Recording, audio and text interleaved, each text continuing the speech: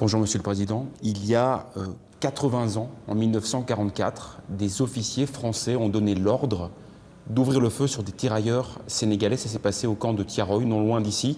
Il y a eu des dizaines de morts. Est-ce que vous attendez des excuses officielles de la part de la France qui n'a jamais vraiment reconnu sa responsabilité dans ce drame? Naturellement, on n'en est pas encore à l'exercice d'excuses, mais je dois vous révéler que j'ai reçu aujourd'hui une lettre du président Macron dans laquelle il reconnaît que ce fut en effet un massacre.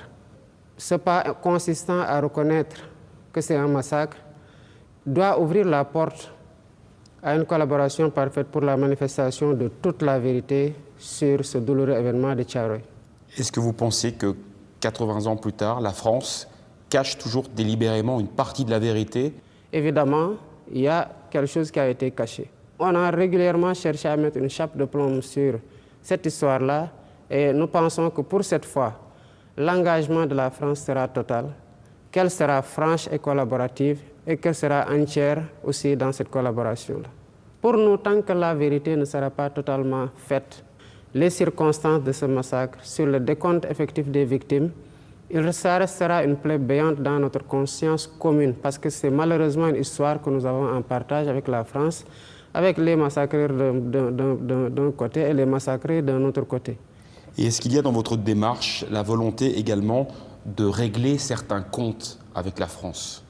Je n'ai pas de compte à régler avec la France. Je crois que c'est nous qui aurions, Africains, depuis longtemps, commémoré cet événement. C'est un événement important dans l'histoire des peuples africains. Qu'est-ce qui s'est passé? Voilà des hommes qui étaient tranquillement ici. Il y a eu des guerres de l'autre côté. On est venu les prendre de gré ou de force. On les a amenés combattre dans des conditions extrêmement difficiles.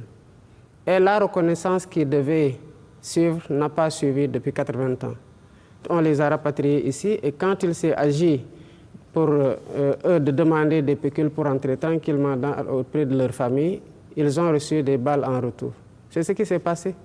Il n'y a pas de compte à régler, c'est aux Africains d'assumer leur part de leur histoire et de l'imposer à tout le monde. Vous appellerez pour des réparations pour les descendants de ces tirailleurs qui sont morts à Tiaroy? Ces tirailleurs demandaient ce qui leur revenait de droit, à savoir leur pécule après la guerre. À la place de ces pécules, ils ont reçu des balles. Les pécules restent dues.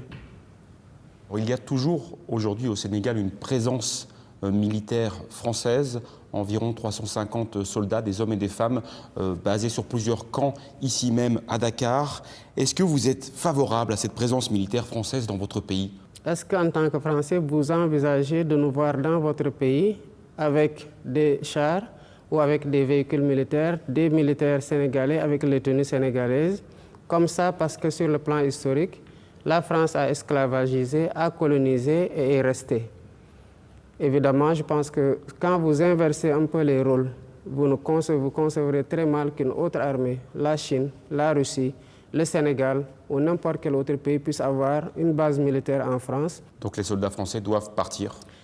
Il n'y a pas encore de délai de rigueur par rapport à ça et si ça doit être fait, cela sera dit aux autorités françaises qui en auront la primeur et suivant les calendriers établis. De manière générale, quel est l'état de la relation entre la France et le Sénégal aujourd'hui? Vous avez parlé plusieurs fois d'une nouvelle impulsion qui était nécessaire, mais on a l'impression qu'il y a surtout beaucoup de méfiance. Même pas, la France reste un partenaire privilégié, comme je l'ai dit.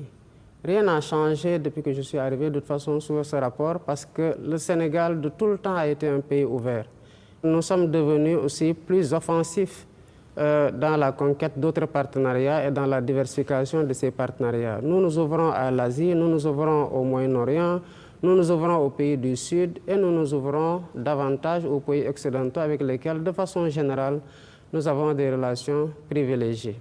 Évidemment, la France, elle doit comprendre que l'environnement est devenu beaucoup plus concurrentiel que par le passé.